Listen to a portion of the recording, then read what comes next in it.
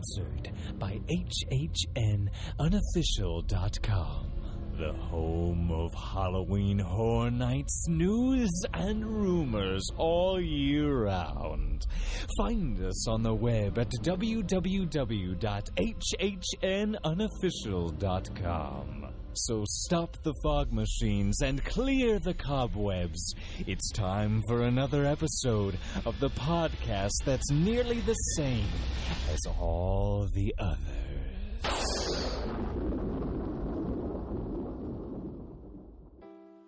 Wendy Presser at Magical Journeys Travel is proud to be a sponsor of the After Dark Podcast Network. Whether you've been to Disney 1 or 100 times, there's still lots of planning involved. Let Wendy be the one at midnight when your window opens to get that Be Our Guest reservation or that coveted Anna and Elsa fastpass for your own princess. Mention that you heard this ad on one of our podcasts and get $25 off your deposit with any trip package. Be sure to ask about her generous onboard credits for Disney Cruise Lines as well. Find her on Twitter at WP Magic Journeys or WPMagicJourneys.com.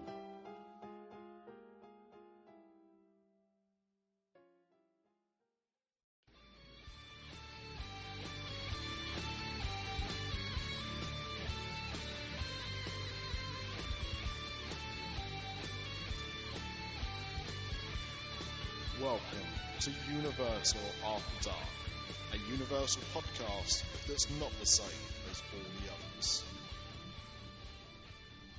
Hi and welcome to this week's Universal After Dark. I'm Amanda and I'm going to be your host, and I'm joined tonight by Craig. Hello! Nick. Hello! And Paul W. Hello! I love that. That was so funny. What are you guys drinking tonight? Go on, I'm messing about with you, is there? No time for idle chit-chat. Straight in with the No, talk. I'm straight into it. I've got a lot to talk about tonight. She's got a lot of packing to do. Yeah. Packing. Going on holiday in 4 days, mate. I've got a lot to do. I need to get this done quickly. I'm drinking Bud Light. It's extremely crisp, refreshing, and a joyous drink to behold. That is true. Amanda, Cheers. see if you can understand. You can work out what this is. This is opening a crisp, cool can of Bud Light. Cheers. Oh, yes. Paul, what are you drinking? Tell me it's Bud Light. I'm going to ruin it all. I'm drinking a glass of orange juice. Oh, you could have just lied. I'm wearing a pair of my wife's knickers. Really, Craig? Yeah. To be fair, that's quite tame for you. Yeah, So. that's not a surprise at all. Kerry's told me, my wife My has told wife. me to dial it back. I'm a bit raunchy when I'm doing the podcasts, apparently. Apparently. This is really good news, guys, because this is my first Bud Light. It's only for the whole can. I'm drinking a can of Bud Light. They don't need bottles over here yet, do they? Still only cans. Just cans. Yeah. The whole can is 127 calories. That means you can have 20 of them Can and you? not get drunk. I don't think. You still get drunk. Yeah, I don't think alcohol content and calories count the same way. Amanda, you didn't say what you were drinking. Okay, so I have been drinking Bud Light tonight, but I've just switched it up and I'm trying a Strongbow dark fruit. Yeah, I like the sound effects of that. I'm not really feeling this, so I think I'm going to go back to the Bud Light because obviously that's my favourite. It's one of your 5 a day with a bit of fruit in it. I know. Well, I was thinking to myself, I thought that I'd picked up regular Strongbow and I was going to try and make myself a Deathly Hallows. But I accidentally picked up the dark fruit version, so I was like, well, I'm going to have to wing it and just drink it by itself. But I'm not really feeling it. Well, hang on. So let's go back. What's a Deathly Hallows? Okay, Part well, one. all right, okay. I'm not allowed to call it a Deathly Hallows, Part actually. 1. It's a triple. So if you are in the Hogshead at Universal, I always post it on Instagram. It's where it's like a layered drink. So it's Strongbow cider, Hogshead lager, and Guinness. Oh my god! I know. Oh no! Why did I give it the name of the Deathly Hallows Part 2? That's horrible. Well, you know what? It's nice. It's all right. I used to drink monkey brains. What's that? It's what's that? Was that your tummy, Nick? Well, that growling. No, unfortunately, that's Flynn. Flynn's joining us on the podcast tonight. Well, put your pecker away. Flynn. That's the pet name for his Todger, that. What's Flynn? That's why I always feed him. So, what is a monkey brains? It's vodka in the glass. Then you pour Baileys down the side of the glass. No. And then, is it grenadine, the red stuff? So hang on, you're talking like a shot? No, it's quite a sizable glass. And it all sort of congeals. The Baileys all sort of goes blah, blah, blah, blah, blah. And it turns a bit fruity with the grenadine and all that. And it looks like monkey's brains. And you sort of have to eat it with a spoon at the end. Specifically a monkey brain? Yeah. Not like a human brain? It could be a human brain for Halloween Horror Nights. I want to make it, but I absolutely hate Baileys. Why? Because I don't like milk. Oh, is there anything you do like, Amanda? No, I hate everything. Yeah. They do a vegan version. I think. Do they? Do they actually? Yeah, I'm sure. Corn brain. No, I meant the Baileys. Are you getting mixed up with Walls Viennetta there? I know, yeah.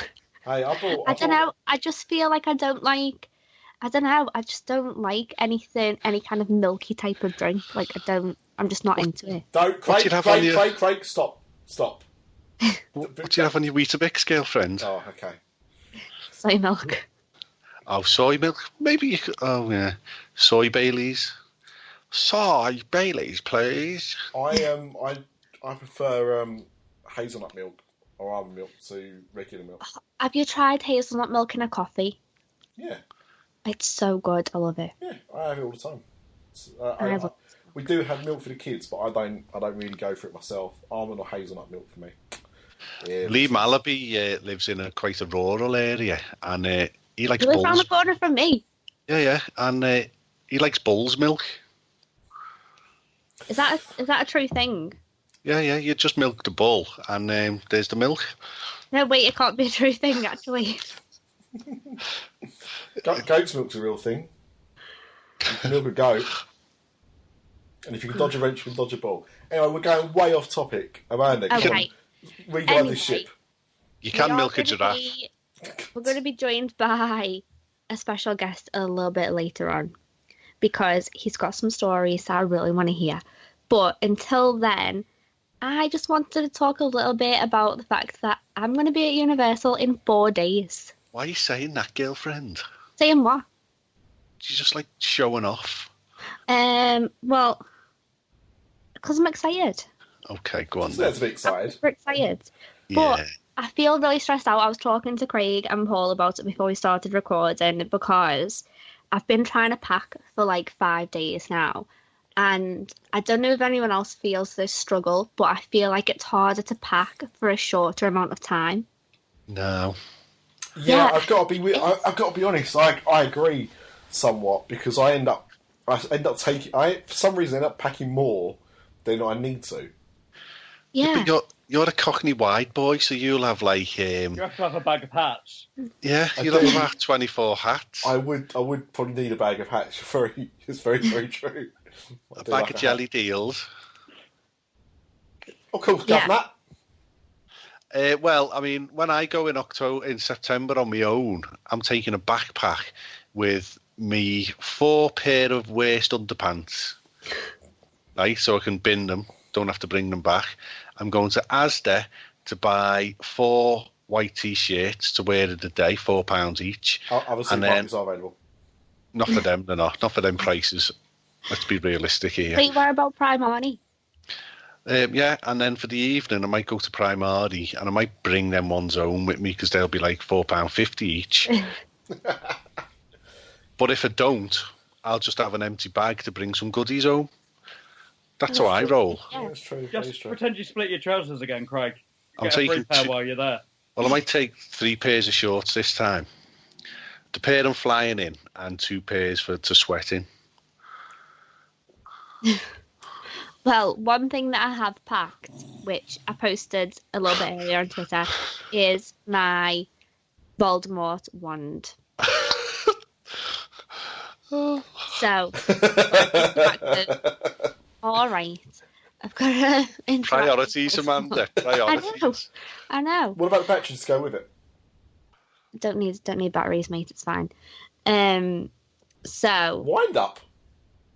Carry on. So I did want to buy a different wand this time, but I don't know whose wand I'd want. So Get a lady wand.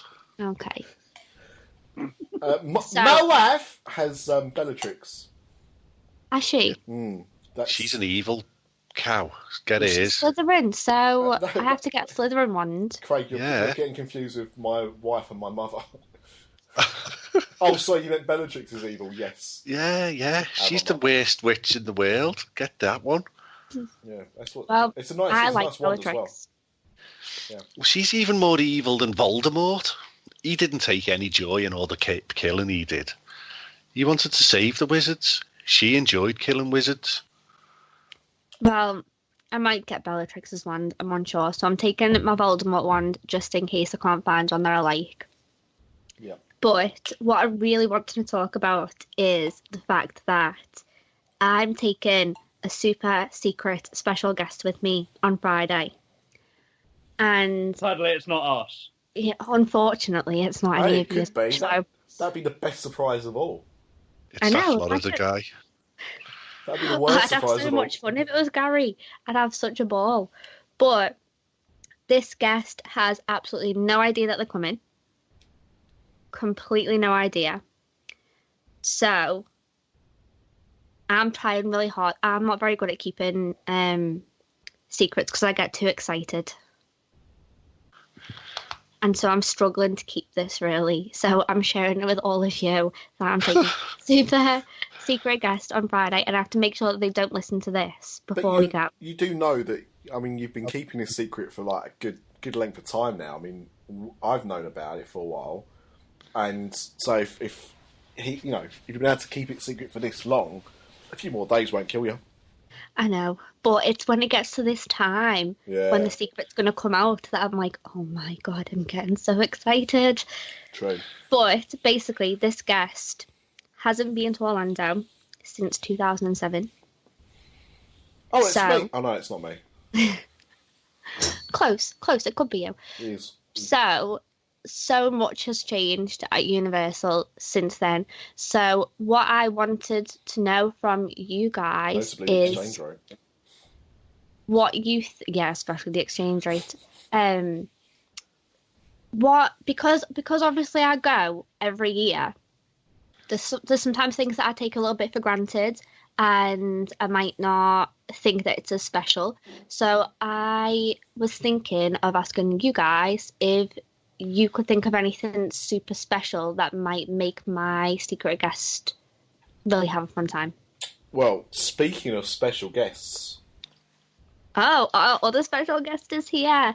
So we have invited Adam Sultana from the Metal Hand of God podcast and Grim Grin host to come on and talk about his recent trip to Universal. So hello. Hi, Adam. Hi. Hey. So What? we're literally just talking about the fact that I'm taking a secret guest to Universal with me on Friday, and so I've asked the guys, because obviously I go every year, so some things I might not think are really special, but they actually are. So I wanted some ideas for fun things that I can do with my secret guest, because he hasn't been since 2007. Or she. Or she. He or she. I think we figured out your ruse there. Unfortunately, not me.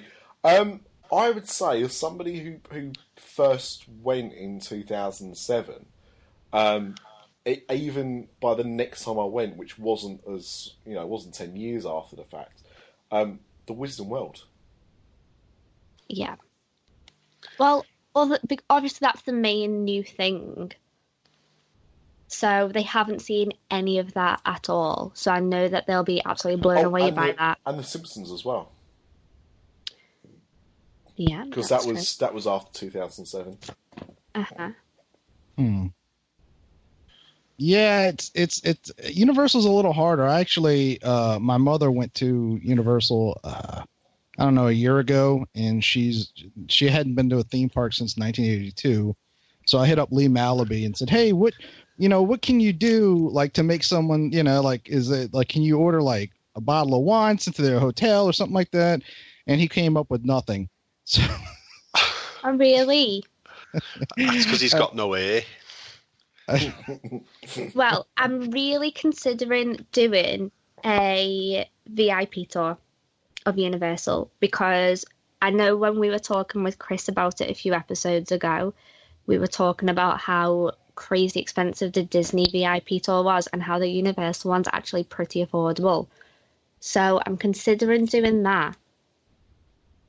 well, there's the cheapo alternative if he's never done the because I haven't done. Or she.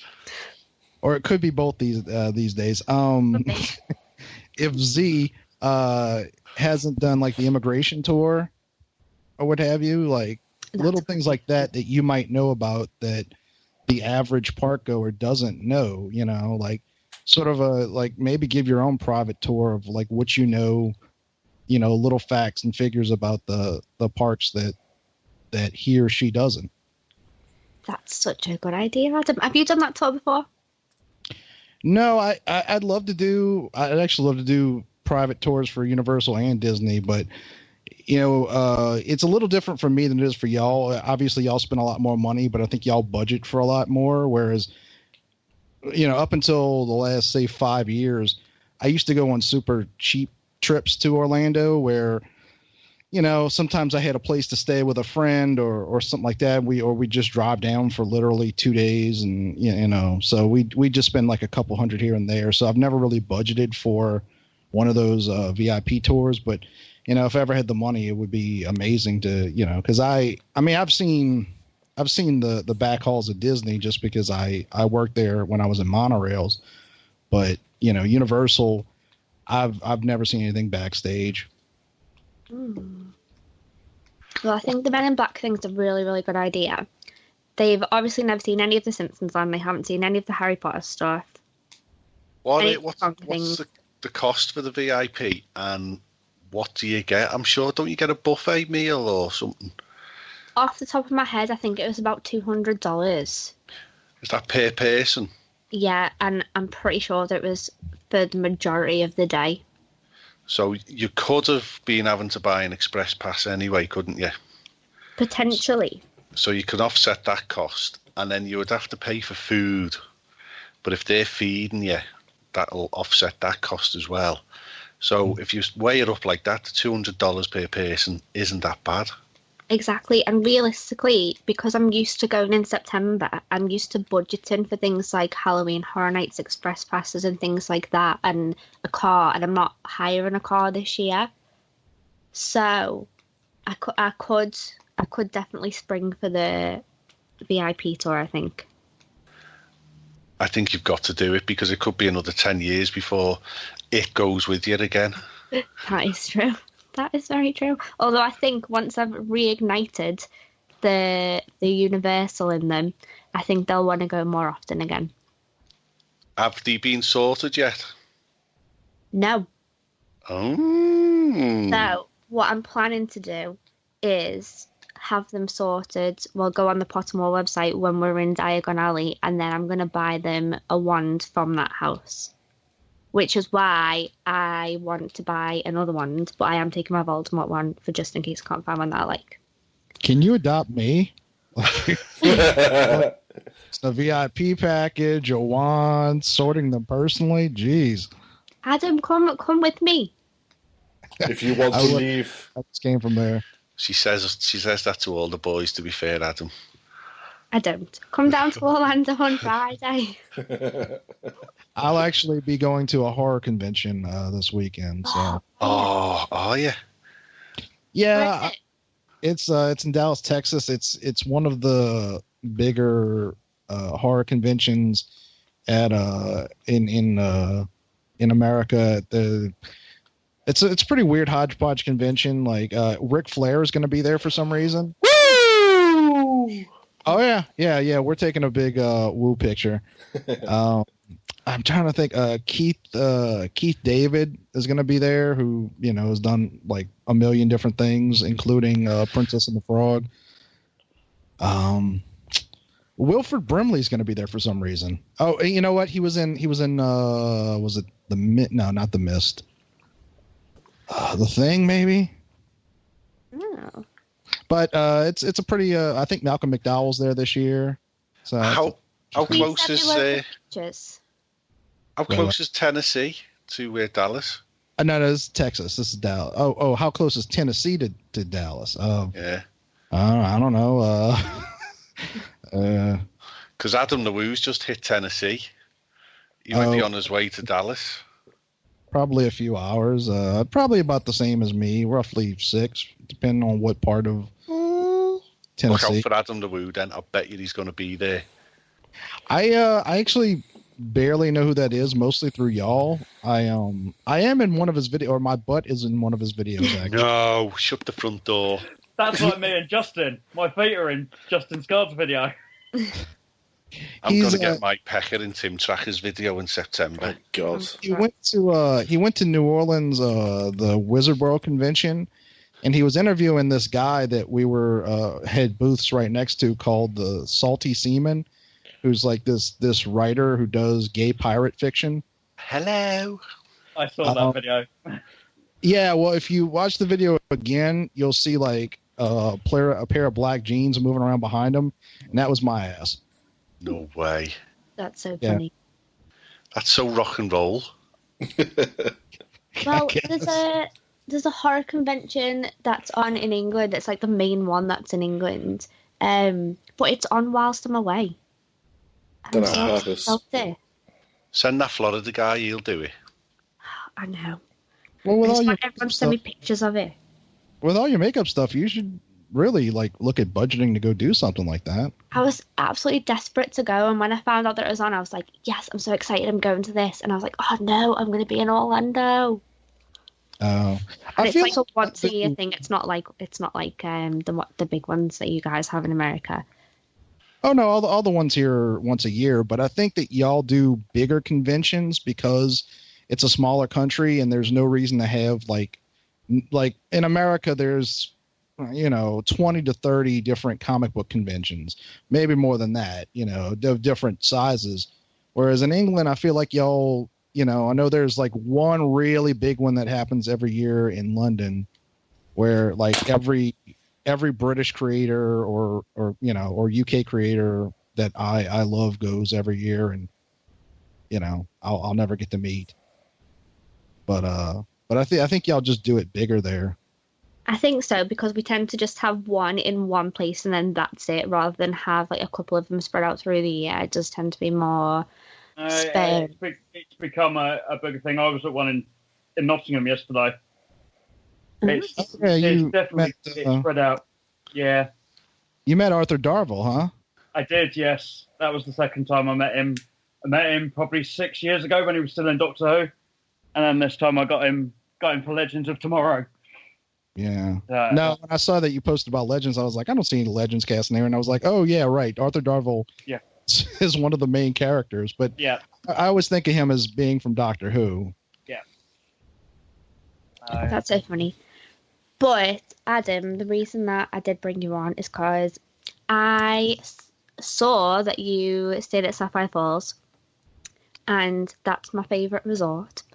But I saw that you were a little bit angry. Okay, I have to. I wanted to actually make a video like I edited. I didn't edit. I filmed a bunch of videos from my trip there, and I intended to sort of like edit them all together and wrap them up, but I kind of screwed up a few of them, and I just got lazy and said not to do it. So I have to actually amend my statements, which I should probably do on Grim Grinning Host at some point. Well, this is your perfect platform to do it. Yeah. So first of all, one of the things I didn't know, because for whatever reason, I've done a lot of traveling, but I've never had this happen to me. So apparently it is standard check-in time at 4 p.m. Yeah. Anything before that is considered an early bird check-in. Mm-hmm. I didn't realize that. I thought standard check-in time was like 11:30, noon. I thought it was 2:00. I've heard that one too, but the thing is, I've never stayed on Universal property before. Like whenever I go to Orlando, if I'm staying on property anywhere, it's at Disney. And Disney, I think, has a little bit of an advantage because most people take Magical Express if they're flying in. Mm-hmm. So they know when you're coming in. So if there's any way to like shift the schedule around to get somebody in their room earlier because they know you're coming in at this time, I'm sure they do that. Whereas Universal, they don't have any particular service like that. But yeah, so I screwed that up. That's on me. Although I do wish they had been a little more I can't really blame the girl. She was very nice and very helpful. But when she told me like your room's not ready yet, I was thinking, oh, it'll be another hour. Let me go eat. And no, it was like 3 hours, but it is what it is. So I was a little mad about that. I will say that I did everything wrong with this. Like I stayed on property one day and I don't think it's really worth it unless you're staying at least 2 days. Yeah, I agree. Cause like if the check-in time is at 4 PM, yeah, you can technically check your bags and go have fun and all that. But I feel like it's for the most part, because I when I stay at a hotel like that, I want to enjoy the hotel to some degree or another. And I feel like it's kind of a waste of a day because you're really only getting like half a day, because checkout is like 10 a.m. Yeah. But so that's kind of on me. I do think that Sapphire Falls, it's a beautiful hotel. I feel like the price I paid, which was the annual price holder pass, or annual price holder price, is about what it should be. I think it's a little bit overpriced for what it is because it's a very simple, understated hotel. Mm-hmm. But it is beautiful and the facilities are nice. I think it's an absolutely gorgeous hotel. This week, I'm staying at Cabana Bay. I would have much preferred to stay at Sapphire Falls, but for some reason, the majority of rooms are sold out, so it was only the big suites that were available, and it was pretty much the same to stay at Sapphire as it was for me to stay at Hard Rock. So I decided to do it a little bit cheaper and stay at Cabana. But last year when I booked, because it had just opened, I got a really, really good deal on it, so it was very comparable to Cabana Bay, so I thought it was worth every penny.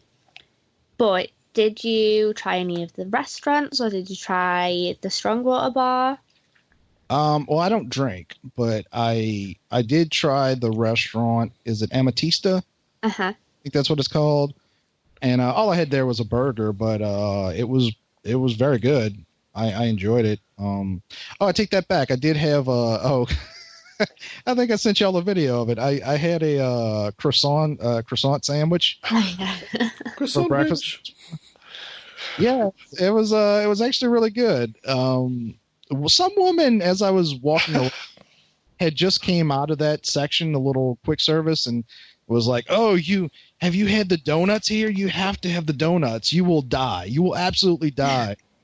And I was like, I don't really want to die, but I'd be laced with the arsenic. I'll try one anyway. There's razor blades in them. I got the impression she was a little drunk. Her husband was trying to hush her along a little bit, but it was probably me. Did she have a bog eye? Is that one of the things that comes out of the closet in Harry Potter? Yeah. Comes out the closet when Amanda's full of tequila shots.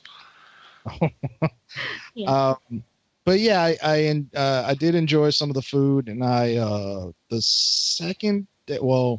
literally the day I was leaving, one nice thing is that even though I was only there one day, they do allow you to use the facilities for as long as you want through the end of the day. Mm-hmm. So you don't have to just like check out. You can check your bags.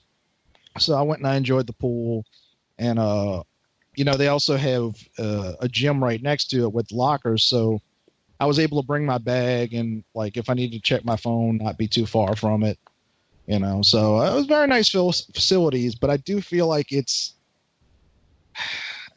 like really not like it's I honestly don't feel like it's going to be that much better than Cabana Bay when I stay there. But I haven't stayed in Cabana Bay, so I can't say. Oh, mate, I feel like you're wrong. Cabana Bay is beautiful. It's cold. Oh, it's so cold. You get saved by robots, though. I'm excited about that. I hope that they've got the robots going when I go. Wait, what? So they've been trialing this thing where they have robots in the lobby, and the robots will do certain things that Certain maybe extras. like a concierge might do. Mm-hmm. And so they've been trialing it for like on and off for a few months, and I really, really hope that I get to try it. This is in Cabana Bay? Yeah. Isn't that hotel themed after like 1950s American beach movies? Yeah, so I feel like it's going to be like a really like what they thought robots would be like in the 50s. Like a Jetsons robot. Yeah, that's what I'm hoping it's going to be like. I'm so excited. Like Carousel of Progress. Yeah. Well, it certainly can't be better than that so-called robot that they've introduced in Tomorrowland. That's for sure. That poor fella inside that, he must be roasting alive. I like him. I think Oh. he's fun. But other than that, did you enjoy your stay at Sapphire Falls? I thought it was a nice hotel. Like I said, I think if I'd have been paying normal price, I think I would have been a little more annoyed. But overall, I'd give it. Out of 100. Oh. No, wait, you have to rate that with pumpkins. So rate out of 5 pumpkins. Hashtag random. Hashtag David S. Pumpkins. Can I give it 3 pumpkins and some pumpkin pie? Yeah, that's fine. That's fine. No, it's a nice facility. There's things that I would change about it. I don't think the layout's very good. Like I was on the second floor and I was trying to get to the boat launch, and I thought like I could just go downstairs and there would be a path there. And turns out no, the falls kind of block everything on the lower levels. So I had to go back up, and then go across, and then come back down. Oh. Well, when I stayed, my room was literally right in front of the boat launch. Oh, that's gotta be nice. So I just had to get in the elevator, and the elevator stopped right next to the doors, and I just literally walk out the door, so it took 2 minutes for me to get there. So I loved that. What extras do you get at Cabana, at Sapphire Falls? Is it just early access to the parks? No Just early express? access. Not No, you totally. don't get express. Nice, okay. It's not totally. It depends on the day. Like when I stayed there, they gave us early access to Wizarding World at Hogsmeade, and exclusively Hogsmeade. So like they basically barricade off a path that goes to the back of Islands of Adventure. Mm-hmm. And then once you're there, you're kind of stuck there until 9 o'clock. Yeah, but then in the busier times, they open up so that you can go to Hogsmeade and Diagon, so you can go between them.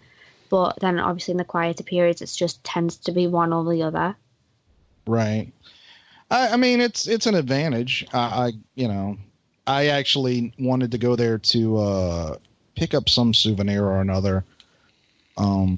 One thing I was disappointed about was I had heard about the you can go and mail people postcards from Hogsmeade, and I've never done that. Okay, well, you're probably not going to want to, because I got there. So it's in the little postmaster's building that's part of the Ollivanders, and I asked them about it, and they said, okay, it's going to be about $30 or $30 American. And I said, to mail a postcard? And so basically what they do is they sell packs of stamps and packs of postcards, $15 each. And you can fill it out and they do the stamp and all that. And he said, no, if you don't want to do that, what you can do is buy the $15 pack of postcards, and they'll stamp it there, and then you can just mail it from home, which sort of defeats the whole point of it. Yeah. So I was pretty disappointed, because I feel like I think a lot more people, if you made it available, that I could just buy a postcard and a stamp, even if it was like $5. Yeah, You know, if you go to iDrive, $2. yeah, it's pricey, but still, I was going to mail my godson one, and there's a friend of mine who lives she was Croatian, now she lives in Germany, but she loves postcards, and I wanted to send her one, and it was pretty disappointing that, it's just a cash grab at that point. Yeah, I think I'm going to skip that then. But I feel like now you can just send somebody a picture and they'll probably appreciate that just as much anyway. But I did see, I was watching, you guys know how much I love Rhino from Dis Unplugged, and him and Craig Williams were doing an episode of the top things to buy in the Wizarding World, and they sell this whole letter writing set, so you can buy a quill and ink and parchment paper, and you can buy a little wax thing and a seal, Peter Quill, like a seal stamp. And I was like, that's brilliant. So you can buy it with your initials on, or you can buy it some kind of Harry Potter themed. And I thought that was brilliant. So I might do that and maybe send somebody a Harry Potter themed letter. Ooh. That might work out probably similar price to sending a postcard anyway, and I can just send that from home then. Yeah.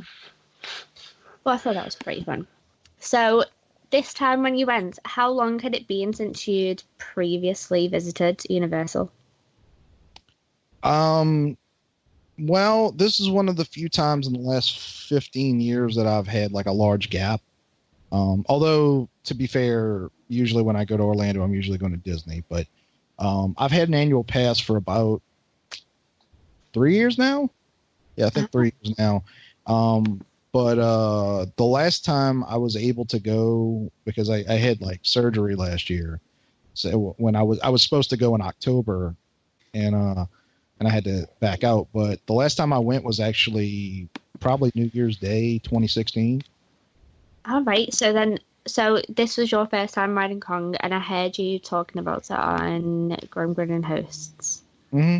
And I agreed with everything that you said, that it really does depend on where you're sitting in the ride. Yeah, it's. I feel like it's one of those attractions that I feel like this about movies a lot. I think it's a really good concept that needed like one more draft before it actually went to post. Like, there's certain things about it that really work, and then other things where I'm like, you just kind of rushed through this. Like, this is half-assed. And where you're sitting in Kong plays so much of a. It's, I guess the second or third time you ride it, it's probably like fine. But I think if I rode it the first time and I'd had a bad seat, I would have had a far more negative view of it. Isn't that the same though for most Universal rides? I don't think so.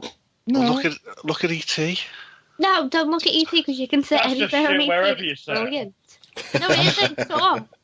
It's fantastic anywhere that you sit. So E.T. is perfect. We don't need to touch on E.T. It's fine. Well, a lot of the Universal rides, joking aside, are 3D based, and if you're sitting in the wrong place, it can detract from the experience.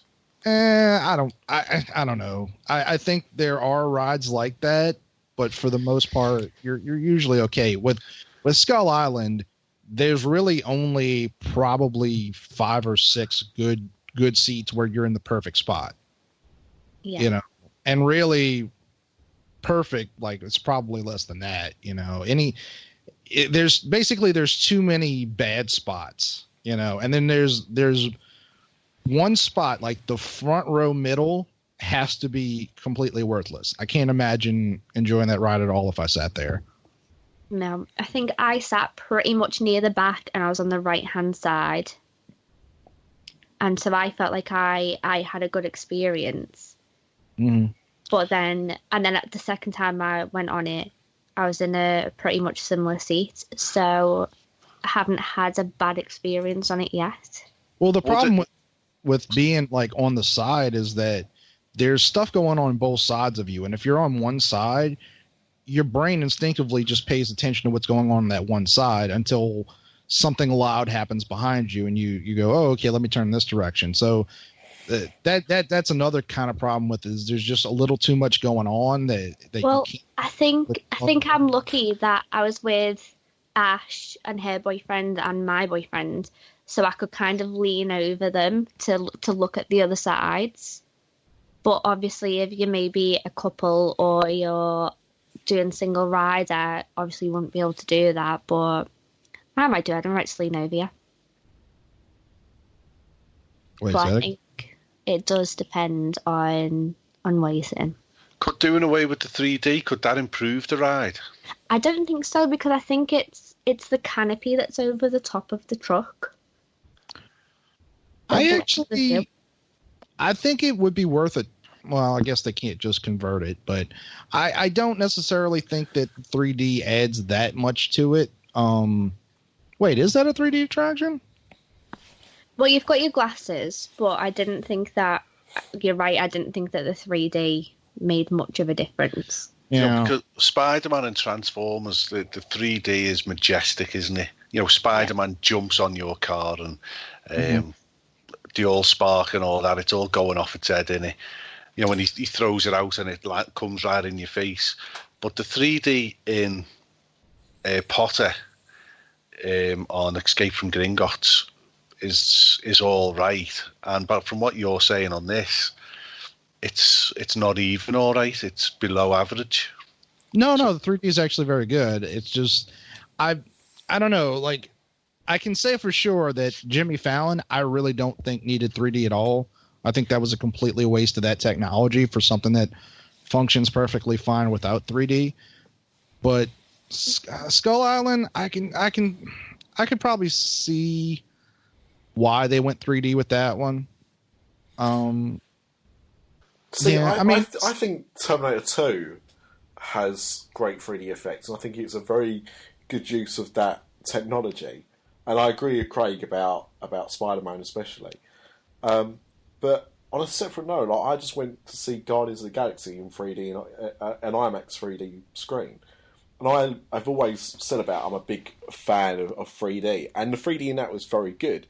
But I don't necessarily, for films, I think if it's done right, 3D can actually add something to a film, another dimension, you could say.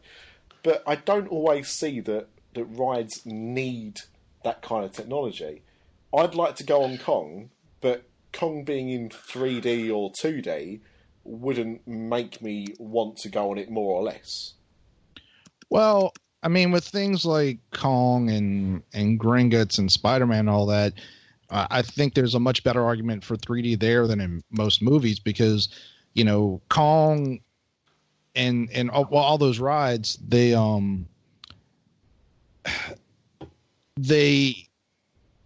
come at you. The ride moves when they hit you. So I think there's a little bit more of an argument for it there. Jimmy Fallon's the opposite. Jimmy Fallon, nothing's really interacting with you aside from the ride itself moving. So for me, I felt like if they just went with the IMAX there, that would have been fine. There's no issue there, but when something's interacting with you, there's certainly a better argument for 3D. Okay. I want to hear your complete honest thoughts on Jimmy Fallon, because on this podcast we've always all agreed that we're all going to try and stay really positive about Jimmy Fallon. No, I haven't. I'm really excited about it. Paul's super positive about it. Yeah. And it's my favourite ride in existence. You don't know yet. But I posted about the other day, I posted on Facebook that I was really excited. And Jason Sorrell, who helped to create the ride, he works on Halloween Horror Nights 2, was like, oh, let me know when you're here.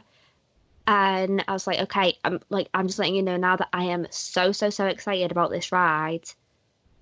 And I've heard some negatives about it, but I've also heard some positives about it. I just want to hear your thoughts on it, Adam. I really only have two negatives about it.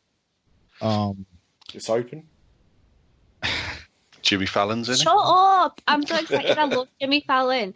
Jimmy Fallon makes me laugh so much. I absolutely adore him.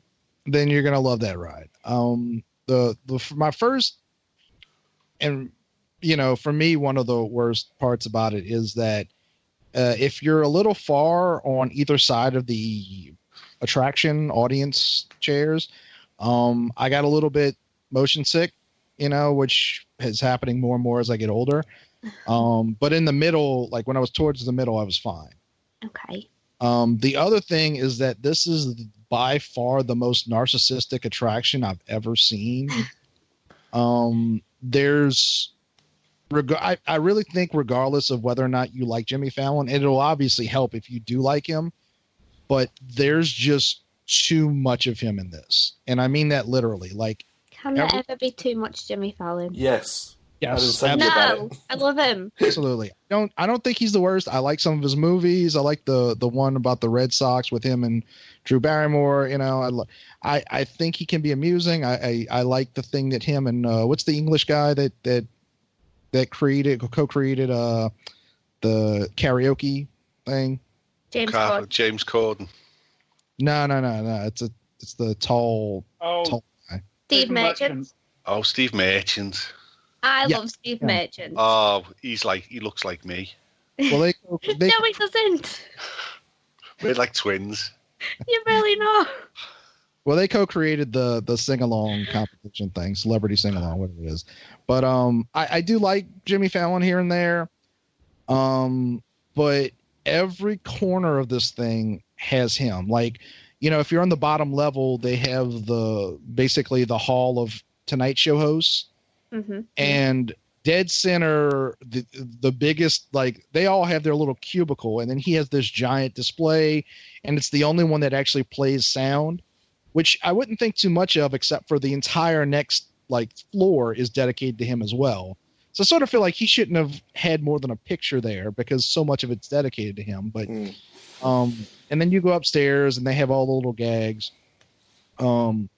But I don't want to go into too much detail because you're going to want to experience it yourself. But the problem that I have is that from the second you get in the queue, they just start shoving more of his sense of humor into it in a way that becomes distracting. Like a couple of his characters from the Tonight Show pop up during the attraction, and literally the attraction halts to look at these characters, and it's not particularly funny. Like whether or not you get the joke, like it's not particularly funny, and I don't think that any attraction, especially like a ride, should literally stop to take a look at something, or a character in particular. So, but the ride itself, I think, is very well done. I enjoyed it. Again, I don't think the 3D really helped anything. I think it definitely, they should have done away with that and just looked at it, because it's pretty much, it's a combination of Soarin', Honey, I Shrunk the Audience, and something else. Michael Jackson. How did you feel about the non-queue element? I think that's very well done. Now, I do wonder how long it's going to be before people just start trying to get into the attraction without riding it, just to sit there and charge their cell phone, and just take a break from the heat. Because it almost makes an argument that they should kind of find some space to do where they don't let you charge your cell phone. You know what I'm saying? Take out that element of it and maybe set up some sort of lounge where you can get a drink and, and chill out. Because it's very much, the queue setup is very much a nightclub kind of feel. Well, not a nightclub, but just sort of a hangout spot. Mm-hmm. What if the crowds in that area are very small? Does the panda still come out and high five you and the ragtime girls come out and sing, or did they just usher you straight into the ride? I'm a bad person to ask that because I think I wrote it 3, maybe 4 times, and I saw the panda once. He wasn't doing whatever the hell he's supposed to be doing. He was just kind of taking pictures with someone, but all the rest of it I didn't see. And so when I was there, they have all these big screens and they constantly play loops of Jimmy Fallon's best bits. So mostly what you're doing is either playing the little touchscreen video game kiosks that are by the sea, or you're watching, his various skits. I mean, hashtag the panda isn't even my favourite panda. Mine, of course, is sexual harassment panda. My favorite, Big fat panda. Yeah. He's alright. He's big, he's fat, he's a panda. What more do you want? When you put it like that. Okay, so I did put out on Facebook asking people if they had anything they want to talk about, and Adam, you asked us what our favourite on-site restaurants were. Well, hang on a second. Is this the questions that were left over from the last show? I've got them too. Okay. We'll get to them too. Sorry. But let's talk about our favourite on-site restaurants first. So, Adam, you've been most recently out of all of us. So, what was your favourite on-site restaurant? All right. The main reason I asked y'all that is because I think Universal's largely is in the food department is pretty lacking. Yeah. Do you? Yeah. I hated what is the Burgushi place? Cowfish. No. Oh, John Gabushi. Yeah. No way. That's one of the. I wouldn't say it was one of the worst burgers I've had, but it's pretty bad. It's really hard to me to really mess up a hamburger, but it was trash, and it was one of those burgers where the bun felt greasy for some reason. No. Yeah, like it was sprayed in oil and put under a heat lamp. Yes, and I like a juicy burger, but when I'm literally looking to wash my hands as soon as I touch it, that's gross. But Hey. I did very much like the new chocolate emporium. What's it called? Toothsome. Mr. McGorham's Chocolate Emporium. Willy Wonka's Chocolate Factory. Yeah, Toothsome I really, really enjoyed. I had this fried chicken, bacon, and a bunch of other stuff, like a sandwich. And I had the warm chocolate bread with salted caramel butter. And then later I had the milkshake, which I did not think was that. I really think the I haven't gotten to try it, but the Planet Hollywood version of it is probably better. It certainly looks better. But which actually, I don't know if y'all know, but that kind of milkshake is actually stolen from England. What, the milkshake that brings all the boys to the yard? Yeah, that one. Are you talking like so? I guess I don't know too much about these. Only what I've heard on the podcasts that you've done or been involved in, Adam. But is this where they? Sorry, there's a place called Freak Shakes. If you Google it, it originated in England. We actually have a place here in New Orleans that even ripped off the name Freak Shakes. So I've had these before. But yeah, it originated out there. The shoving a giant piece of cake and cocoa pebbles and all that. It's called the Freak Shake. So Planet Hollywood. In England, we had a chain. We still have got a chain called Shakeaway, and they've been around for about 12, 15 years. And their gimmick is not cake. Yeah, down south. We anyway. have heard that in Liverpool. Yeah, have we? And but instead of it being cake, you basically choose whatever chocolate bar or candy or sweets that you want to be thrown in, and it's just like a few scoops of ice cream and Reese's peanut butter cups or an Aero or a Snickers or whatever, and they make it into a milkshake. Love Hearts is fucking weird, by the way. It's kind of like that, but it's a little more over the top. Like they have specialty ones. Some of them have brownies. Some have all. There's usually. I don't think it's as simple as like, well, I want you to throw in this and this, because that sounds a little closer to like. But they actually have one in Universal. The God damn it! What is the name of the ice cream place? That yogurt place.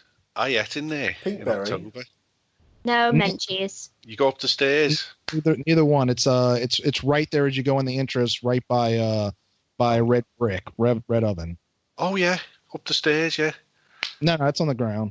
Oh yeah, no. But that's fairly normal. But the whole Freak Shakes thing is just basically throwing everything you can imagine into it, and it's pretty. I mean, it's awesome when it's done right. I really felt like Thusum, though. I don't know. There was just something missing from it. But the restaurant itself, I really thought the food was great. I think it's probably the best thing that Universal's done with that City Walk overhaul, at least from what I've had. Can you get chocolate on your burger? I didn't ask. I would imagine, Oh yeah. I look like when I was a kid, and chicken nuggets first came out in the UK at McDonald's. They used to have an advert where the chicken nuggets would parachute down and land in like the pots of sauce. And because I was young and I didn't really know what was going on, I thought what was barbecue sauce was chocolate sauce. Oh. And so like I'd go into like McDonald's and they'd ask me what sauce I want my nuggets, and I'd go chocolate. And they never bloody did.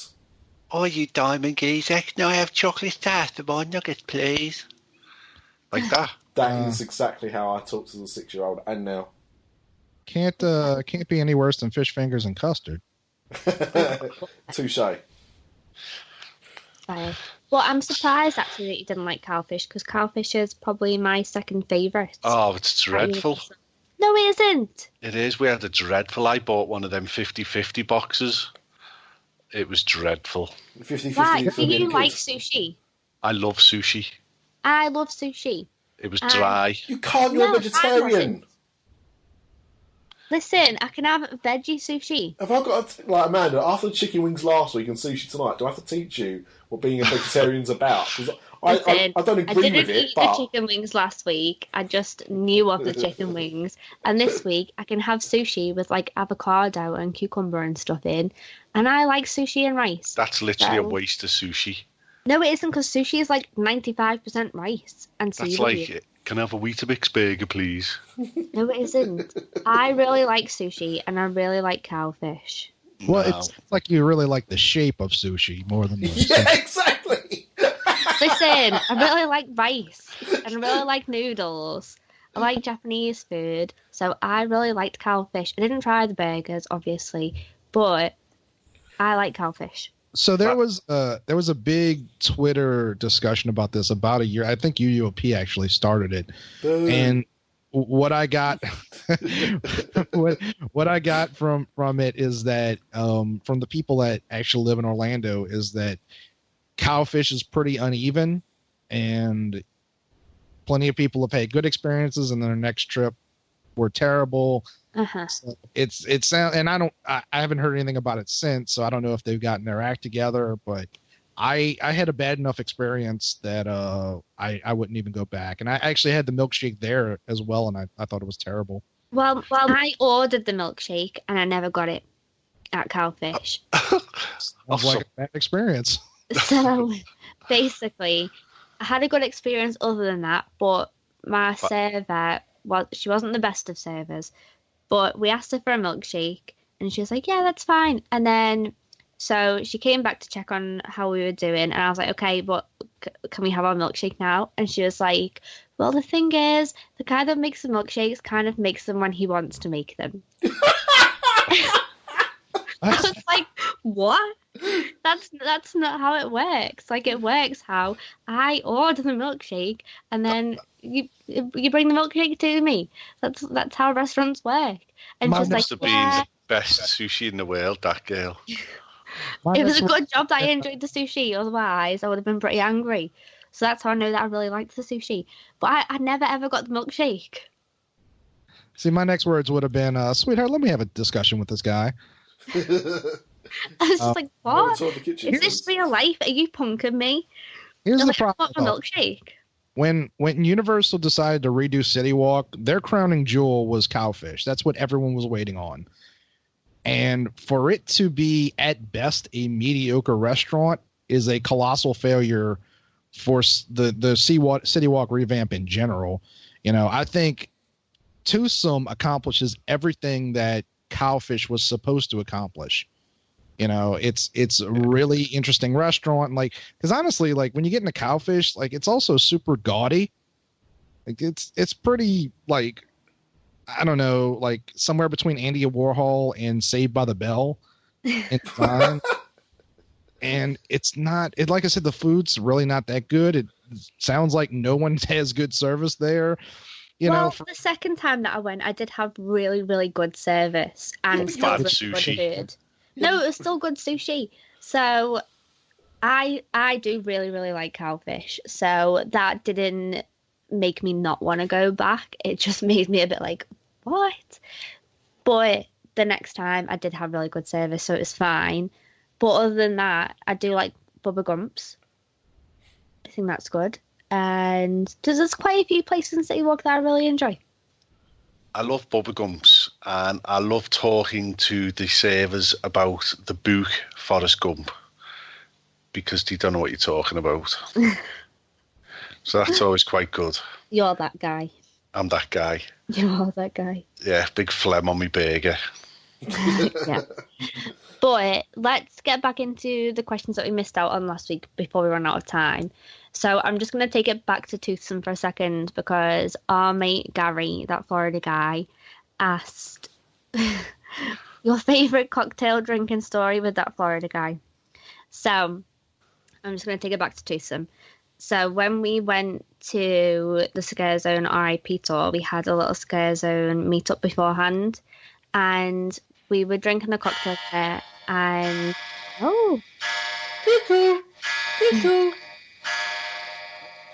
Trevor McDonald, and here is the news.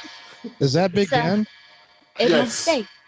Yeah, we're sitting outside recording at Big Ben. Yeah. No, it's just Big Craig.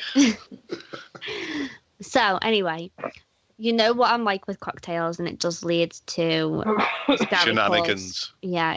Gary calls me Bloodshot Boston because of the cocktails. So I obviously am surrounded by people, and I'm trying not to let them know that I'm a gigantic lightweight. Wait, I'm sorry. Hold on. What does Gary call you? Bloodshot Boston. Oh, I heard something completely different. Okay. Yeah, it's not rude. I was like, that's inappropriate. Okay, go on. All right.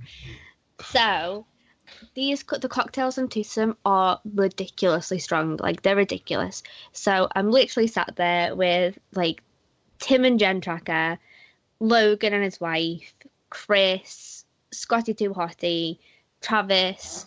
Like, all these people are there, and I'm trying to act normal drinking these cocktails, and I'm thinking to myself, this is going to end badly. These are so strong. So Gary comes in, and he's like, Why Gary, man? Yeah. Why have you got a little fishy on the dishy, man? That's exactly how it went. So I'm telling them that my cocktails are too strong, so I keep ordering all these different ones, and I'm giving my other ones to Ash to drink, because I'm like, I can't drink this. Ash, is she a hardcore? She knows Ash is hardcore, yeah. She can drink all the spirits, and I can't.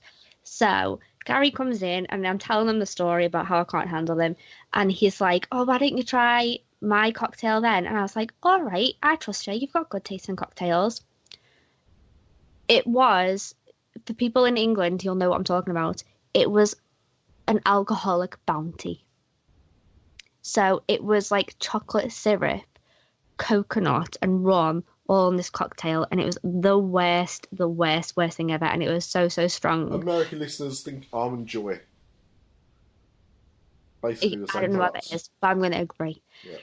It was absolutely disgusting, and I was freaking out about it, and Gary just thought it was the funniest thing ever. So now I'm always like, Gary, with your friggin' bounty drinks, absolutely disgusting. You should never start. It was horrible. Absolutely horrible. So what are you going to drink next week when you're there? I'm going to stick to beer. But I land on the 5th, and I'm going straight to a concert, and obviously it's Cinco de Mayo. So then I'm going to go to Antojitos, and I might drink an awful lot of tequila. What are you going to be wearing? No, that's the main thing. Well, I don't know yet, mate, because I haven't packed. Well, it's very hot over there at the moment, and it's very, very humid. Oh, great. My hair's going to be gigantic. But it's very dry as well, hasn't it? It hasn't rained, has it? Well, apparently it's raining today. Oh, is it? Oh, that's good. It's not good because I don't want it to rain. I had enough rain in September. I want one holiday where I don't have to deal with rain or hurricanes. If it rains bad enough and clears out before you get there, then you'll actually get the best weather. Okay, so it can rain up until Thursday, and then from Thursday it needs to be crazy sunny so I can spend all my time in the Cabana Bay Lazy River. Cray. Yeah. Nursing your bog eye. Hopefully not. Hopefully not. So then Jed asked us if J.K. Rowling would let us theme Diagon Alley for Halloween Horror Nights, how would we theme it? Stick a load of Death Eaters everywhere, load of fog. Okay, but would it have to be Harry Potter themed? Yeah. Yeah. You can't put anything else in it. Yeah. Well, JK wouldn't let you, and second, it'd be a waste.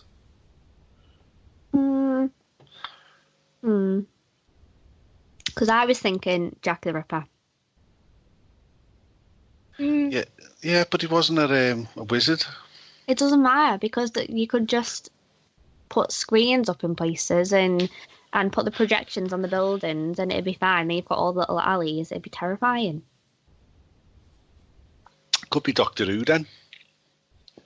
I don't watch Doctor Who. Yeah, but Doctor Who was in EastEnders once. Was he? Yeah. So he could, wasn't he, Paul? Yeah, the comic relief special. Yeah. The TARDIS landed in Albert Square. Yeah. Which one, Capaldi?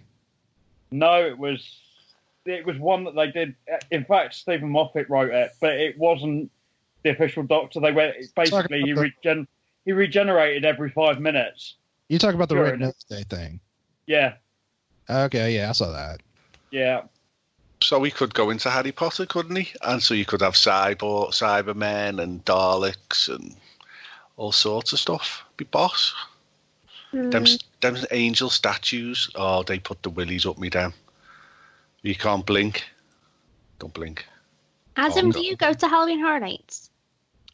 I am not a horror fan at all, which is funny because I'm going to a horror convention, but that's an improv thing. But I've never really liked haunted houses, any of that stuff. And in fact, when one of the scare actors got me in Skull Island, I was kind of pissed. Oh no! Yeah. Did you dig him? Did I? Like give him a right hook? Oh, I thought you were asking me if I gave him my number because I did. But, no. I've always had like a very active imagination, and I've had a lot of nightmares ever since I was very, very little. So the idea of giving myself other things to be frightened about does not interest me. Oh, mate, you should come this September because I'm like a scare actor magnet. So they'll all get me. You can just stand behind and watch and laugh. I actually will be there around that time, but it's going to be in October. Well, I'm there for 19 days from the end of September. So I'll be there in October too. So you should come. Depending on when you're there, I might actually be around. I don't know. Okay. We'll go to Halloween Horror Nights so you can laugh. So, okay. I don't know. The other guys are trying to talk because everyone else on Grum Grunting Host loves it. Like they want to talk about it like every week. They're all big cuddly bears though, aren't they? Travis is. Kenny's disgusting. But is he? Yeah. No. I'd love to be in the same company as Hunter because I'd just love to lick him. I love Hunter. He's so lickable. I reckon he tastes a coconut. It's actually cherry lime. He's like a Sprite. Oh God, yeah. I'm just kidding, Kenny, by the way. You almost killed Kenny. No, I said I'm just kidding because he gets his feelings hurt sometimes. He's emotional, isn't he? He's a sensitive boy. Yeah, all these millennials, they're all so emotional, aren't they? They all get so offended. Well, he got that giant chest tattoo, but then he had a kid, and he cries all the time. Like, we cut it out. We have to edit a lot of Grum Grunting Hosts because Kenny just cries constantly. Do you just edit Travis out altogether because you never heard him talk? Listen, don't be being horrible about Travis. I was going to say it's normally with Tim Tracker, isn't it? Well, yeah. He's like a little sinister person in the back of all the vloggers' videos, just walking in the background. There's Adam DeWoo. Who's that bearded buffoon? Oh, it's Travis. There he is. Travis is going to kill me in September. Just shoot me dead. Anyway, Jed asked us another question, and he said, what are our predictions for the third gate for themed lands or areas? Game of Thrones. Game of Thrones. Obviously Game of Thrones. But how would we deal with it being not connected to the other property? So, I keep saying all the time that I just want them to do like a vintage park with all throwback rides, and I know that'll never happen. But I do think that they'll do a monorail type system. Monorail. Yeah. Monorail. I think Back to the Future's coming back. Oh, I'd love life. I would love life. That vortex thing that they've just put out to the planners or whatever they do with the twirly thing in front of the car, I think that's Back to the Future myself. I don't think it's... I really think Nintendo's going to go there. I mean, I know everyone's expecting it sooner than that, but for something that's going to have as much or needs as much property to really, use for the different IPs, I just feel like you'd have to cut out like half of a park. Well, what are they going to put in Kiddieland then?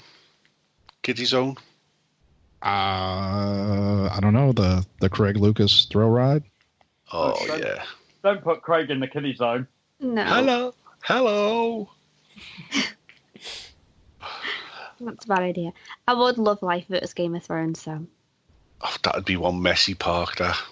It would be fun. Oh my God, imagine loads of Jon Snows everywhere. Imagine all the incest. Yeah. Well, you can leave that bit out. It'll be fine. How? It's the whole thing is just murder and incest. Daily beheadings. What time's the 2 o'clock beheading, please? 2 o'clock. Okay, so I don't know what it's going to be. I'm not too sure. I can't even think of anything that would work really well in there. Jurassic World. But then what would they do with River Adventure? Move it. Or just leave it there. The biggest building in the park. Let's just move that. So, well, that's its own thing anyway. It's like Buzz Lightyear is in Tomorrowland, but they're doing Toy Story Land. It's irrelevant. Do you think they'll get rid of that, though? No. Yeah, they will. I think they will. Tomorrowland's going to get a complete revamp. It's going to get turned into what? Star Wars Land? Tron Land? Tronland. Rocketeer Land. Pandora too. Hopefully not. Electric Boogaloo. Boom. Okay, so Jed also asked Amanda if E.T. and Harry Potter were on the chopping block and you could only save one, which should it be? You know what my answer is going to be, Jed? You know that I'm going to save E.T. I'd save E.T.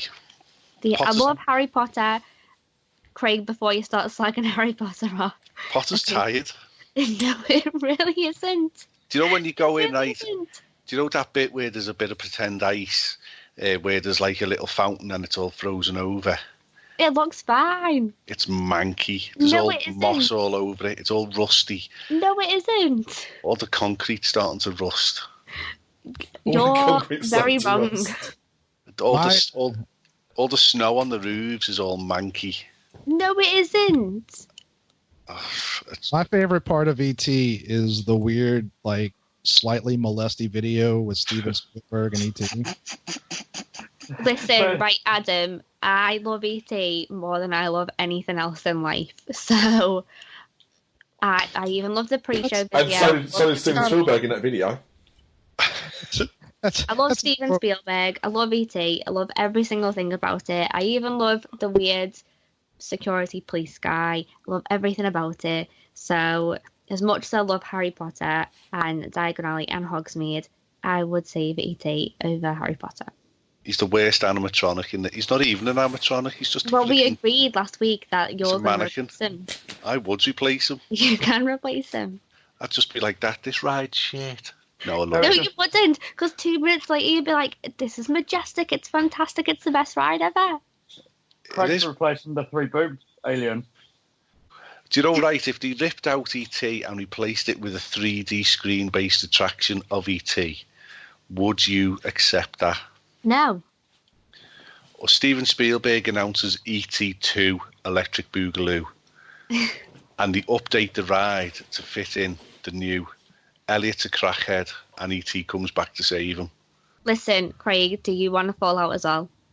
Do you want to build a snowman? Do you want me to block you on everything? Because I'll do it. I think I'd be fine with E.T. staying on the condition that they really need to put up a little pop-up tent where you can get a tetanus shot after you get off that bike. No, because the trick is, right, you go to Bath and Body Works, and you buy loads of cute smelling hand sanitizer, and then you just cover yourself in that when you get off it. It's fine. I can't really walk into Bath and Body Works and ask for cute smelling hand sanitizer. Okay, so then in September, I'll go and get you all the hand sanitizer, and then it'll be fine. That is they're not giving you your fragrance yet, Adam. Well, first of all, it would have to go on your butt, so not sure. You'd need a lot then. I mean, true. But we've established already that the reason that I love not Harry Potter, E.T. so much is because that was the first ride in Orlando that I ever went on. And so it's all to do with the nostalgia for me. Amanda, the first ride I went on in Disneyland Paris as a really any proper theme park as a 9-year-old was Snow White Scary Adventure, and they can burn that bitch down. I care. Yeah, but that's because you cried like a freaking girl. Yeah, but the good news is that my daughter went on it last week, and she cried.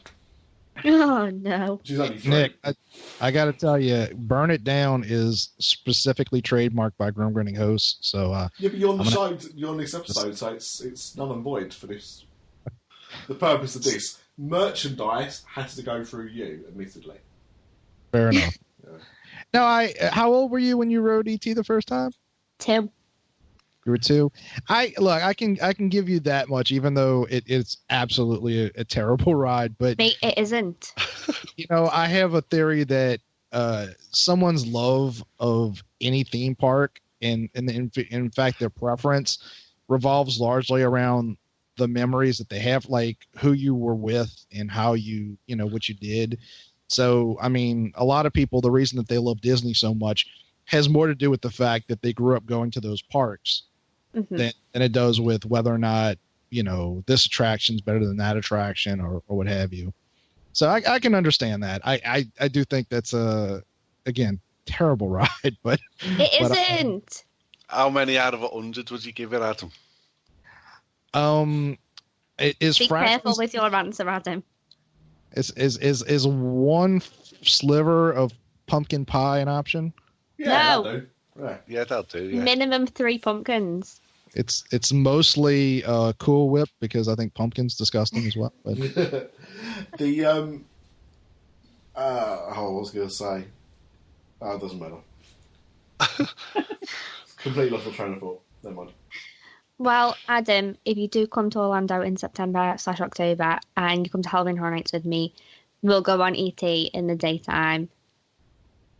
See, you will enjoy it. ET is fantastic. Oh, actually, no, that's what I was going to say, Amanda. They've released, sorry to kind of go off topic, but they've released on-ride footage of the Pandora River Adventure, whatever it's called. And as a fan of ET, you'll love it. I'm excited. I haven't watched any of the stuff that's been coming out yet because I'm doing like I did with Kong. I'm avoiding it all because I want to be surprised. Yeah, but yeah, I'm sure you'll think it's fantastic. I'm excited. Pandora is a Potter killer. That's all I'm saying. It's not like, even a Jimmy Fallon killer. I think that Pandora is going to be really good, and I think it's going to look beautiful. I just don't think that it can compete with Harry Potter. No. I think Pandora is going to be visually one of the most interesting things that, you know, in any theme park, but I really don't think the attractions are going to blow anyone's mind. Yep. Well, that's exactly like the Potter attractions. How is it? Oh, get off, Craig. Forbidden Journey. Craig, you love Forbidden Journey. You cried. I wept, but that's because I had motion sickness. You cried because you were emotional because you loved it. Craig, You're such an opinion changer. stop being an Australian thong. You flip-flop. I can't handle you. He's dreamed of a woman saying that to him for years. Literally. Adam, honest to God, the arguments that we have because 1 minute he loves something and the next minute he hates it. I don't know. I just don't know. I listened to the show. Yeah, that only tells you half the story. Yeah. Yeah, you don't know the conversation beforehand. In between and after. Jesus. So it's like, E.T. is fucking shit. I hate E.T. It's the worst. Oh my God, Amanda, I love E.T. It's amazing. It's average at best. It's boss, that's Amanda. Yeah. I'm not Welsh. Oh my God. You love E.T. and you love Harry Potter. It's just that Craig is constantly in a glass case of emotion. Yeah, exactly. I will fight to the death for E.T. choice. on theme park attraction, Amanda. I have no faith in you because I feel like we're going to get on the episode and you're going to be like, yeah, Amanda, I've got your back, don't worry. And they'll be like, E.T. is shit. And you'll be like, yeah, it is shit. No, I'm going to do my own work. I'm going to blow them away with facts. You've heard of Fact Hunter on UUOP. Well, you're going to hear Fact Craig on theme park attraction. I'm nervous. I am so nervous. You're going to know how many ETs there are in that attraction and everything. How long the track is, how many people ride it a year. You're going to get stats. Oh my God. It's actually going to be like WrestleMania. He's going to keep with you the whole way, and then when you're about to get the 10 count or the 3 count, whatever it is, he's going to turn on you at the last second and kick you out of the ring. I feel like that's what's going to happen. Smash it over the head with a chair. Probably. With barbed You'd be like, on. it's shit, Amanda. Peter Pan's better. Probably. Speaking of Peter Pan being better, any other questions, Amanda? Okay, we got a pretty random one that I haven't heard of before, and I think that this was from Jed again. Yeah, it was, and he said there's this whole hidden painted rocks thing going on in the parks. I didn't know what that was, so I had a little look through some Disney groups, and I did find it. And some don't pick up the brown ones. Basically, the people are getting rocks and painting characters and things like that onto them, and then hiding them. Like when people do art drops and badge drops and things like that in the parks, people are like creating some art on some rocks and they're hiding them in the parks. And he said, given this, if you were to join in and paint some rocks to hide for others to find, what would you paint? What would be your top 3? I'd freeze me poo, put it in cling film and take it in the parks and just leave it lying around under bushes. Oh, no. And then some dainty little American could toddle over. Yo, mommy, I found myself one of them painted rock thingies. And it'd be my jobby. Oh, please don't do that. You're going to get banned Adam the Woo style. I'm not. Adam the Woo didn't do poo. Yeah, you'll get banned worse. Oh, Matt Corn. Oh, Adam the Woo did a poo and Matt Corn. That all goes together strangely. Does it? Yeah, sweet corn. In your poo. Oh, don't bring Matt Corn into this because I love Matt Corn. Oh, I love Matt Corn. I'd love to wear his skin. Yeah. Stop saying that about him because he's going to hate us. He doesn't hate us. He will. What was that? Huh? Was that the dog? I don't know. Maybe. Sorry, that might be me. I don't know, but if I was going to paint a rock, I'm not very good at drawing things, so I feel like I'd paint a minion because I think that'd be easy. Just a blob of yellow with one eye. Yeah. Bit of Tipex. And I might draw a globe on a round rock because that would be easy as well. Or a wand. You could draw a wand on a rock. Yeah, or I could draw like a Harry Potter lightning bolt. Yeah. Yeah, I'd do them 3 easy ones. That's what I'd paint. I'd draw Mike from Monsters Inc. You can't. It's at Universal. You could draw Lee Malaby's head. Just like Paint it orange. Yeah. Get your Lee Malaby special rocks. Nice. So, hang on. I just realised Lee Malaby is essentially a human version of a Terry's chocolate orange. Yeah, if you put tinfoil on his head, yeah. Adam, have you heard of this painted rocks thing? No, I haven't seen any of that. I literally had to see it. I had to go through about 6 or 7 different theme park groups to try and find something about it. And I eventually did, and that's when I found that it was like the art drops thing. But if you were going to paint a rock and hide it in the park, what would you paint? I don't know if I'd paint them, but I'd collect as many rocks as I could, and I'd block off E.T. Why? Sorry. No, I'm not a big fan of people like doing things like to the parks. Like I understand that people are like take a little bit of their family's ashes and like put it somewhere. I get that kind of thing, but like I heard a story not too long ago that I should bring up on GGH eventually about somebody who tried to do the French lock thing in Disneyland Paris, where they put it on, put their love lock on a bridge. I just don't like that. I think you and it's nice that you love this place, but you don't need to put your mark on it. Just leave it be. 100% agree. Speaking of that, Craig, have you seen that they do that on Albert Dock now? Yeah, it's everywhere. I know. There's thousands of them. Yeah, they started doing that at outside Sleeping Beauty's castle in Disneyland Paris, but they seem to have stopped it already. But there was talk of them doing something in the Disney park so you could do it, but I just think it looks tacky. Yeah, I'm not into that. Start selling floor stones again. If you want to do that. Yeah, I'd pay for one of them. Yeah. Just to dig them up again. Yeah. Yeah, that's fine. Oh, well. Okay, so I think that we should start to wrap this up because it's getting pretty late and I still haven't packed. Not a problem. So, carry on. Just very quickly, Adam. Do you, when you stay in Disney hotels, do you tip mousekeeping? I never have, and at some point I haven't stayed in a Disney hotel in a while. I just never really thought about it. Like when I go on a cruise, like it's customary to tip, but I don't know. I don't quite know like where that falls on the manners scale. I tip very well for food service and all that, but I mean, don't they make the same amount of money as most regular workers at Disney? Well, last time we stayed on property, we tipped $5, and we also took some English chocolate bars over now and left them one in the envelope with the money.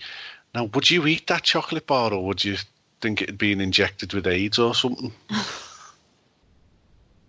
Or would you bin it, or would you eat it? This is an unfair question because I know it's coming from you, so God knows what's in that chocolate, or if that was chocolate. No, I don't know. Eating food for people, that seems like it's just going to go in the trash for the most. Yeah, I've never tipped anyone for a hotel room. I really only do that on cruises, but I'm pretty sure on cruises like they make a lower wage, whereas I'm pretty sure housekeeping at Disney makes the same as any base level thing. So I mean, I wouldn't tip a cast member at an attraction, so it feels a little odd to tip.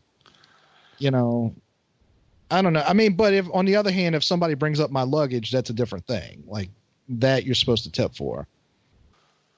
Because we're thinking of because we're staying at Universal this time for a few days. Where we were going to tip them at Universal as well. We're staying 2 weeks at Disney in the summer, so we were going to tip them $5 a day, but we were going to tip at Universal as well. So.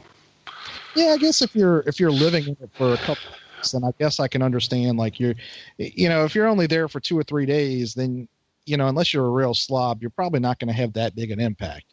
At Disney last time, they literally tidied our room. We would leave the room like a shit tip every day, and we would come home and we'd have Disney characters made out of the towels, and the room would be immaculate, all tidied away, everything beautiful. So they definitely earned a $5 tip. I think it depends, really. Like, sometimes I do tip every day if I have them clean my room every day, but sometimes, like, I'll leave stuff out around my room, and I think I don't really want anybody to come in. And so I'll just leave the Do Not Disturb sign on the door, and just have them come in every couple of days. So sometimes I do just leave one bigger tip at the end of the visit, and sometimes I'll leave something every day. It just depends.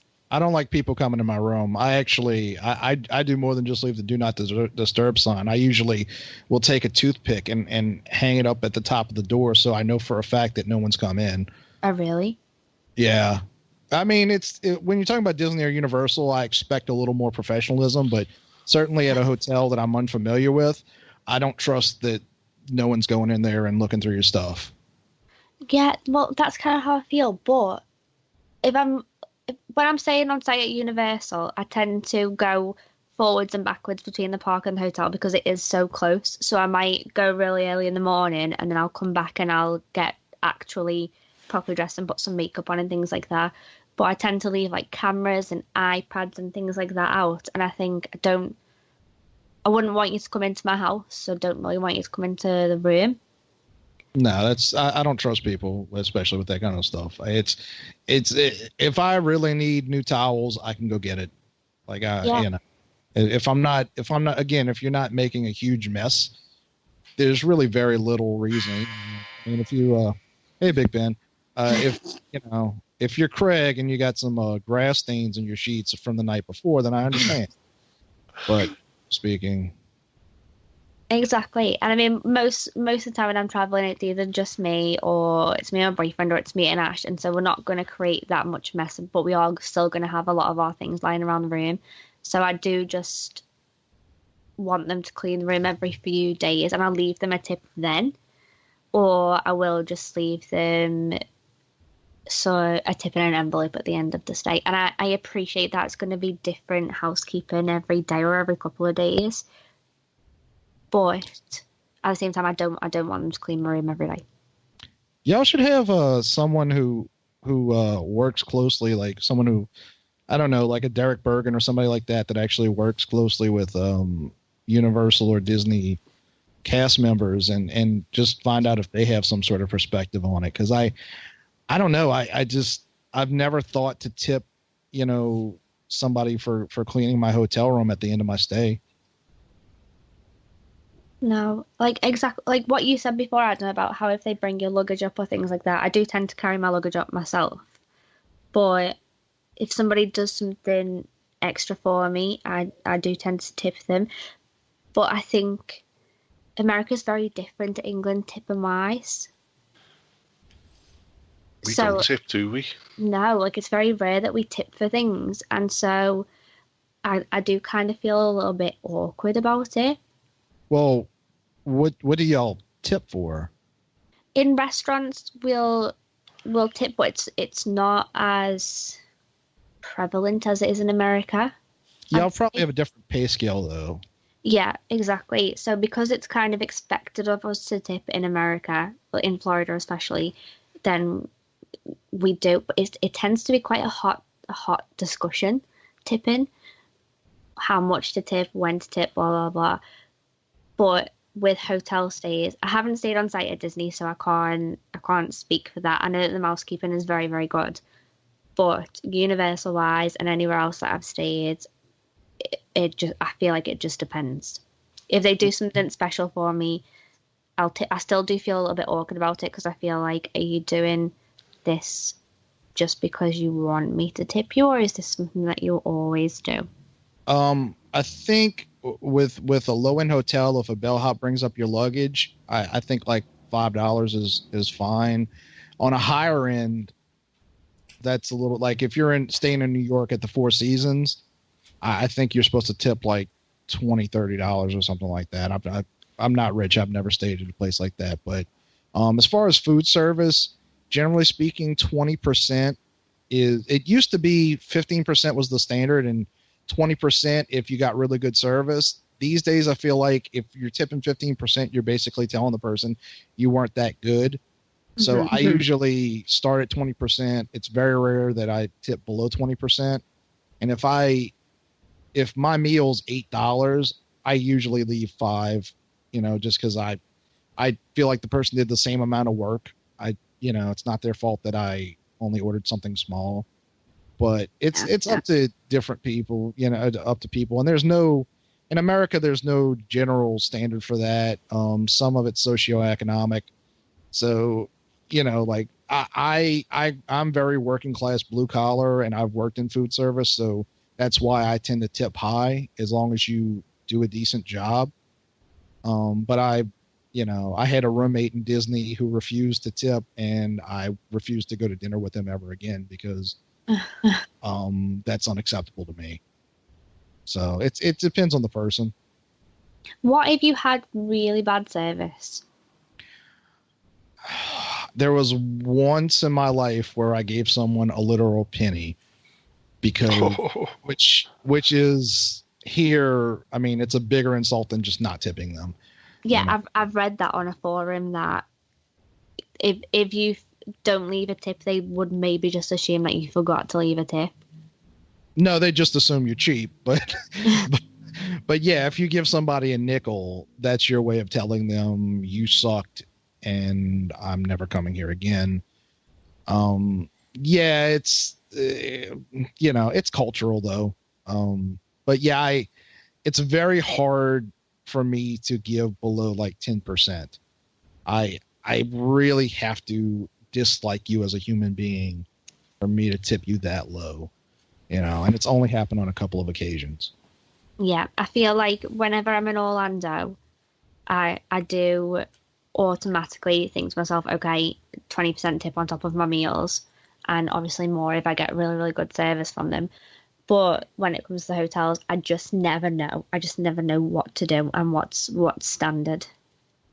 And then I feel like if I did leave an envelope every day with a tip for the housekeeping, would they even take it every day? I don't know. Oh, guaranteed. I mean, Disney, they're not supposed to. Well, I don't know how it works with the bell with the room service, but I was always taught at Disney, aside from food service, if someone offers you a tip, you're supposed to refuse. And basically, it's a 3 times and you're out rule. If they offer it 2 more times on the last time, on the third try, you're just like, thank you, and you take it. Because at that point, you're being rude. But like, there are people who will say, try to tip the bus drivers. And like I said, I was in monorails, and that was why they taught you that, because occasionally people will try to do that. And the Disney rule is, like, if it's not food service, this is your job, you're not supposed to be tipped. And again, I'm sure like the bellhops and things like that, there's probably specific rules to that. But I don't know about the room attendants. It's an interesting question. I'd be curious what the answer is. Yeah. Yeah, I'm glad I asked. I'm glad I brought it up now. I wonder if we could get someone on that works in a hotel. I think I'll do some digging. Yeah. Is anyone listening who wants to? I have someone on my Facebook. They don't work in a hotel, but I think that they do know people that do. I might ask them what the correct thing to do is. Well, bottom line is, look at it this way, and the odds are most of the people don't tip them. So regardless of what you're giving them, I mean, don't leave $1 because that's kind of insulting. But if you're leaving $5, that's like, even for the week, like that's $5 they didn't have. So you shouldn't feel bad about that, because again, like even with the deluxe hotels at Disney, and I assume the same. Well, yeah, I assume about the same with the whatever they call the deluxes over at Universal. Yeah, I really don't think it's that common for people to tip the room attendants. So you shouldn't feel like there's no proper answer, basically. Like there might be an average that people who do tip give them, but you shouldn't feel bad for not doing it, because it's probably not that common. Okay, well, anybody that's in our Facebook group, if you have any ideas or you know what you do when you stay on site, give us your opinion on it, because we are really interested in this. This has been a hot topic in our Facebook chat group. But I feel like on that note, we should say goodbye, because I do actually really need to pack. Oh, again with the packing and again with the going away. Listen, Nick, if you want to come round and pack for me, that's fine. I'll tip you. $5. I'm literally in my car right now. I'll give you $5 if you pack for me. I'm so fine with that. But I do need to pack because I am leaving in 2 days to go to Orlando. Leaving on a jet plane. I don't know if I'll ever come back again. Is that the words? Leaving on a jet. Sorry. We should do a song like me and Malaby did. I want to sing with you, Adam. That's the sweetest thing anyone's ever said to me. Okay. Well, Adam, thank you so much for coming on. We really appreciate it. And it was very interesting to hear about your stay at Sapphire Falls. And thanks, guys, for doing this episode with me. So, buy Chris's book. I know that he's not been on for a few episodes, but he will be back very, very soon. His new book, Psychos, is available on Amazon, and it's super interesting, so make sure you read that. Check out my 7 horror film reviews in 7 Days series on YouTube, and I will have some videos up in the next few weeks from this trip that I'm about to go on. Check out our Patreon page. We are going to be doing some things with that very, very soon. And also, if you're in the parks next week, I will have badges. Yes. Badges! I've got Dis, Universal, and Pop After Dark badges. So if you're a listener and you see me in the park, come on over to me. I'll have badges and I'll give you one. Badge. A badge. Yeah, a badge. She'll give you a badge. A badge. So, on that note, we will see you guys next time. Bye-bye. Ta-da. Bye. We hope you've enjoyed this podcast. If you would like to support Dis After Dark and the other After Dark Network podcasts, please visit our website at www.patreon.com/Dis After Dark. That's patreon.com/Dis After Dark. Thank you.